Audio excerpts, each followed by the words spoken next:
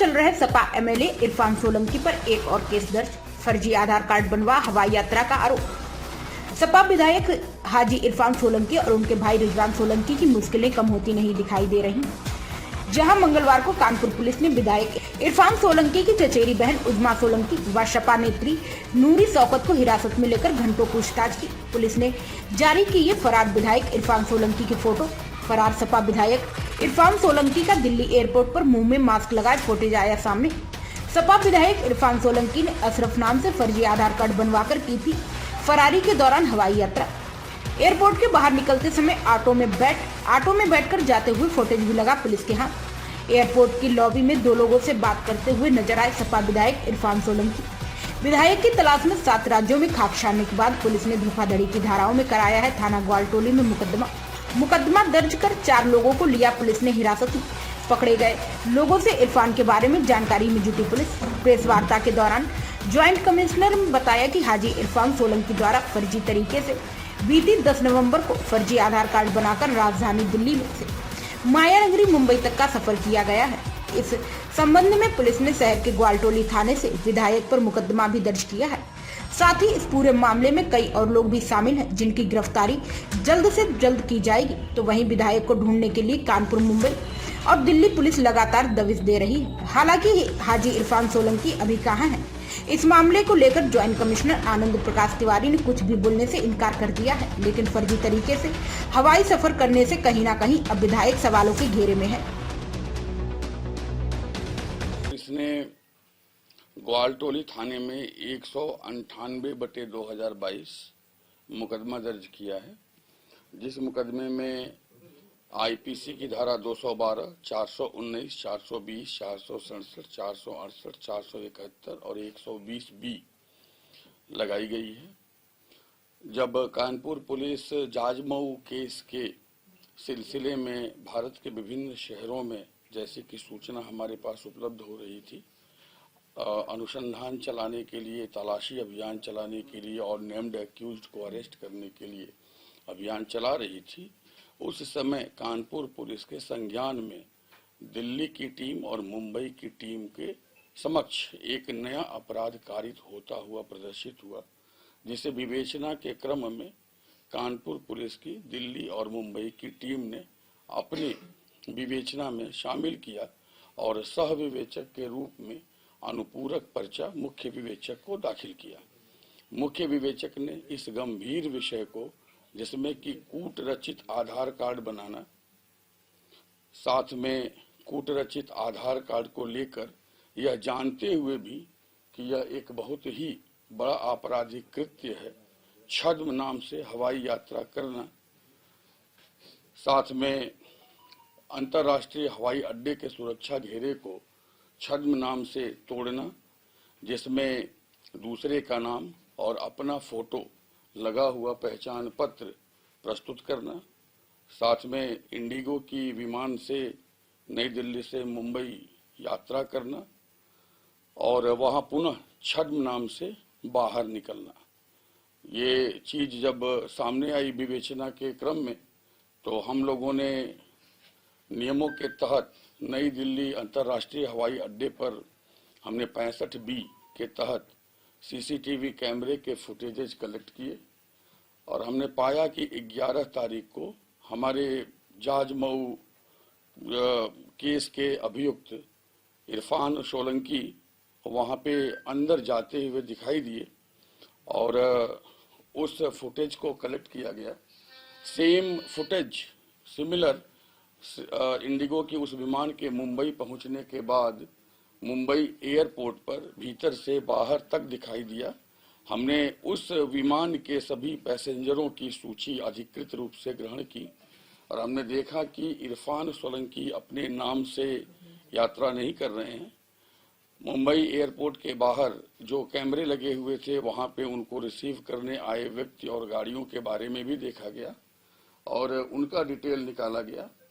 उनका डिटेल निकालने के बाद उनसे पूछताछ की गई और ये पाया गया कि वो भी षड्यंत्र में शामिल हैं और उन्हें इस बात का पूरा भान था कि जो व्यक्ति ट्रैवल कर रहा है वह इरफान सोलंकी है, वे उसे जानते हैं और वह अशरफ के नाम पे ट्रेवल कर रहा है। यह जानते हुए भी कि एक कूट रचित डॉक्यूमेंट बनाया जा रहा है, कई लोगों ने मिलकर उसे बनाया, जिनका नाम इस मुकदमे के एफआईआर में एफआईआर कर्ता ने दिया है। एफआईआर जाजमऊ मुकदमे के मुख्य विवेचक के द्वारा दाखिल की गई है। चूंकि यह पुलिस अधिकारी के नाते हमारा कर्तव्य है कि अगर हमारे सामने कहीं भी कोई संज्ञेय अपराध कारित होता हुआ हमें दिखाई देता है तो यह हमारी रेस्पॉन्सिबिलिटी है कि हम उस पर प्रथम सूचना संबंधित थाने में दर्ज कर दें।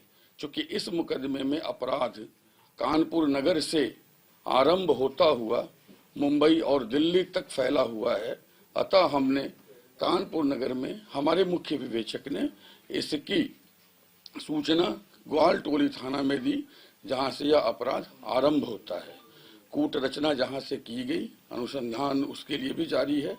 उस कंप्यूटर को, डेस्कटॉप को, लैपटॉप को, उन सारी चीजों को हम अपने जिम्मे में ले चुके हैं और अनुसंधान के क्रम में कूट रचित डॉक्यूमेंट का हासिल किया जाना बाकी है, क्योंकि कूट रचित डॉक्यूमेंट मुख्य अभियुक्त के पास है और मुख्य अभियुक्त की अभी भी गिरफ्तारी संभव नहीं हो पाई है।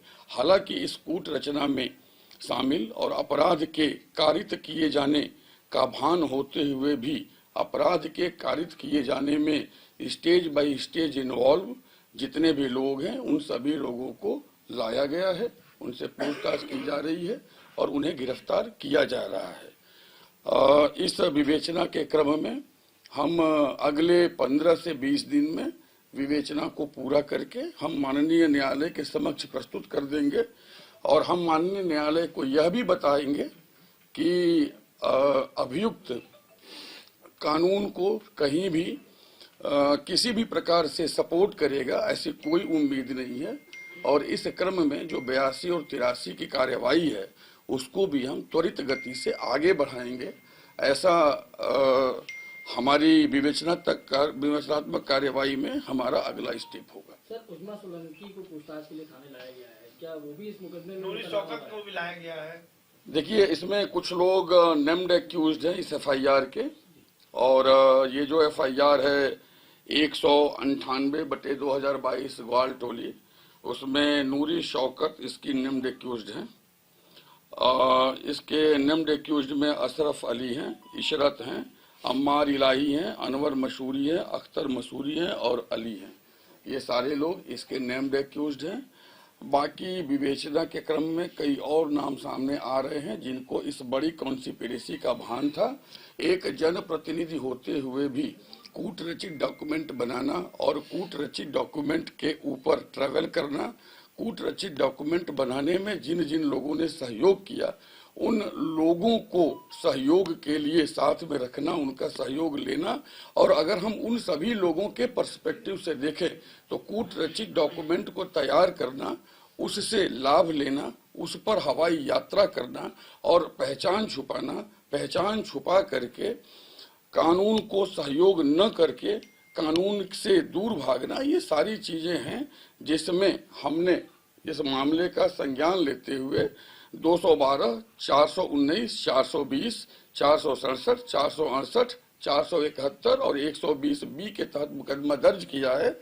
जैसा कि यहाँ पे अपराध कारित हुआ है, जो फैक्ट है, जो चीजें हुई हैं, हमने उसके हिसाब से यहाँ पे विषय का संज्ञान लेते हुए जो समुचित धाराएं हैं उसके तहत मुकदमा दर्ज किया है और आगे गुण दोष के आधार पे विधि सम्मत तरीके से पूरी विवेचना समयबद्ध रूप में करके हम इसे जमा कर देंगे। सर, ये कब बना था? पूर्व सरकार में बना था पासपोर्ट के? अभी इस सरकार? ये आधार कार्ड अभी बनाया गया है और ये अपराध 11 तारीख को, अगर आप कहें तो ये कूट रचित डॉक्यूमेंट 10 तारीख को बनाया गया है और इसी 10 को बनाया गया है। 11 को इसका प्रयोग किया गया है और 12 को इसका प्रयोग किया गया है। विदेश में चले गए? लोग यहाँ के विदेश चले गए? देखिए, इनकी जो ये इस आधार कार्ड का प्रयोग इन्होंने दिल्ली से मुंबई जाने की फ्लाइट के लिए किया था और इस आधार कार्ड का प्रयोग करते हुए ये अशरफ अली के नाम से दिल्ली से मुंबई 6E2138 फ्लाइट्स की 31 नंबर सीट पर बैठकर अशरफ अली के नाम से इन्होंने यात्रा की है। इससे संबंधित सभी वीडियो, सभी फोटोग्राफ्स उपलब्ध हैं, मुंबई टर्मिनल के भी, दिल्ली टर्मिनल के भी, और यात्रा के दौरान। और साथ में हमारे पास पैसेंजर लिस्ट है इस विमान की भी और सभी विमानों की जो विमान दिल्ली से मुंबई को उस दिन गए थे। वो यहाँ है कि बाहर है? ऑपरेशनल इशूज को डेलिब्रेट और डिस्कस हम यहाँ नहीं कर सकते। हमारी पुलिस आवश्यक कार्रवाई कर रही है, उसके एक हिस्से को आपके समक्ष उद्घाटित करना आवश्यक था। हमने दिल्ली में भी अभियान चलाया है, हमने मुंबई में भी अभियान चलाया है, हमने लखनऊ में अभियान चलाया है और हमने भारत के कई शहरों में अभियान चलाया है। सर ये मान सकते हैं कि विदेश भी जा सकते हैं? हमने जो है संबंधित विभाग को पारपत्र जो देखने वाला विभाग होता है, वीजा और पासपोर्ट, हमने उनको घटना के तुरंत बाद लिखित सूचना दे दी है और हमने इनका सारा विवरण सभी को शेयर कर रखा है। तो हम ऐसा मानते हैं कि ऐसी संभावनाएं नहीं है, फिर भी हमारा ऑपरेशन इस संदर्भ में चल रहा है और जैसे ही हमें आगे कोई और चीज मिलती है हम आपसे शेयर करेंगे। कानपुर पुलिस से कब शेयर हुई, मुंबई और दिल्ली से? हमने कानपुर पुलिस को ये सूचना पिछले कई दिनों से हमारे पास थी, हम उस पर काम कर रहे हैं और चूंकि ये ऑपरेशनल डिटेल है तो हमने ऑपरेशनल डिटेल कभी भी किसी के साथ शेयर नहीं किया है और आगे भी नहीं करेंगे। लेकिन ये एफआईआर हमने जो है 26 तारीख को 14:05 पर फाइल की है, जब हमारी टीम हैदराबाद, मुंबई, दिल्ली, राजस्थान और कई अन्य राज्यों से लौट कर आई और जब उसने अपने अनुपूरक पर्चे मुख्य विवेचक को दिए और जब मुख्य विवेचक ने उन पर्चों को पढ़ा और उसे मुख्य विवेचना में शामिल किया तो उन पर्चों के आधार पर इतने गंभीर अपराध को सामने देखा गया और इतने बड़े अपराध को हमें पुलिस अधिकारी होने के नाते मुख्य विवेचक ने अपना कर्तव्य निभाया और ग्वालटोली थाना जहां से अपराध शुरू होता है वहां पे जाकर उन्होंने अपनी प्रथम सूचना दर्ज की। नहीं, ये फर्जी आधार कार्ड कंप्यूटर से वो करके बनाया गया है। नहीं, वो हमने बाहर जाने के लिए संबंधित सभी विभागों को सूचना दे दी है। अपने आसपास की लेटेस्ट खबरें देखने के लिए हमारे चैनल अनंत न्यूज को लाइक एवं सब्सक्राइब अवश्य करें। साथ ही बेल का आइकन दबाएं जिससे आपको आसपास की सभी न्यूज टाइम पर मिलती रहे और हमारे अनंत न्यूज पर अपना कुछ भी ऐड या जानकारी देने के लिए हमसे संपर्क करें। दिए गए मोबाइल नंबर पर मैसेज या कॉल करें।